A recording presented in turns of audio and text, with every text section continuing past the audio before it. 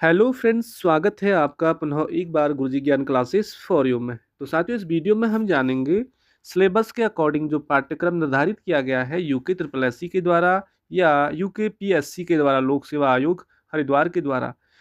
साथियों, यहाँ पे आभूषण है उत्तराखंड का, ये महत्वपूर्ण टॉपिक है परीक्षा की दृष्टि से।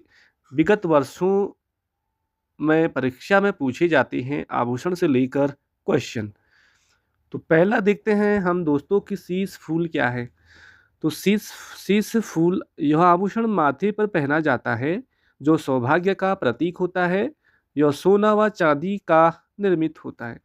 तो शीश फूल साथियों, यह आभूषण माथे पे पहना जाता है और सौभाग्य का प्रतीक भी इसे माना जाता है। सोना और चांदी से निर्मित होता है। दूसरा आभूषण देखिए साथियों, चंद्रहार। अब चंद्रहार, हार का मतलब साथियों गले में पहने जाने वाला ये सोने का आभूषण होता है। इसे महिलाएं पहनती हैं, चंद्रहार। थर्ड पे देखिए गुलबंद। ये बहुत पुरानी परंपरा है साथियों, रीति रिवाज थे। पहले गुलबंद चलता था, अभी उतना ज़्यादा गुलबंद का प्रचलन थोड़ी कम हो गया है। अब ज़्यादातर चंद्रहार चल रहे हैं।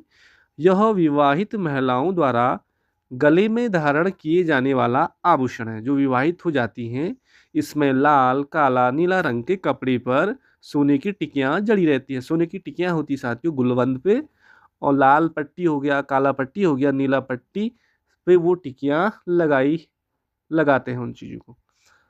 अगला देखिए साथियों, आभूषण तिलहरी। ये बहुत बार पूछा गया है कि तिलहरी कहाँ पहना जाता है। तो साथियों, यह आभूषण भी गले में पहना जाता है और सोने से ही निर्मित होता है तिलहरी। नेक्स्ट देखिए बुलाक। बुलाक आभूषण साथियों, ये जो विवाहित महिलाएं होती हैं, ये नाक में पहनने वाला आभूषण होता है सोने का बुलाक। अगला देखिए मुरखले। मुरखले ये भी सोने से आभूषण निर्मित होते हैं जो कान के ऊपरी हिस्सों पे पहने जाते हैं। साथियों, आपने देखा होगा जो कान होता है ना, नीचे भी पहनते हैं, लेकिन कान का ऊपर वाले हिस्से में मुरखले पहने जाते हैं। अगला देखिए साथियों बुजनी। बुजनी भी उत्तराखंड का ही आभूषण है। यह भी सोने से निर्मित होता है साथियों और कान में पहना जाता है। और बुजनी कान के निचले हिस्सों में पहना जाता है। निचले हिस्सों में पहना जाता है बुजनी, आपको पूरा याद रखना है। अगला है साथियों कर्णफूल। कर्णफूल देखिए, कर्ण माने कान होता है, ये भी कान को ढकता है। यह भी सोने का आभूषण होता है जो पूरे कान को ढकता है, उसे बोलते हैं कर्णफूल।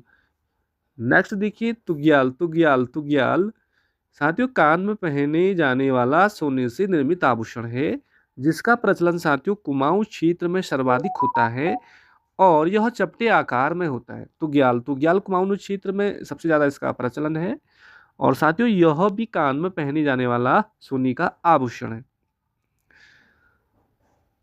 अगला अगला देखें हम, अगला है आपका मुदेड़। आया भी था ये, मुदेड़ या मुनाड़।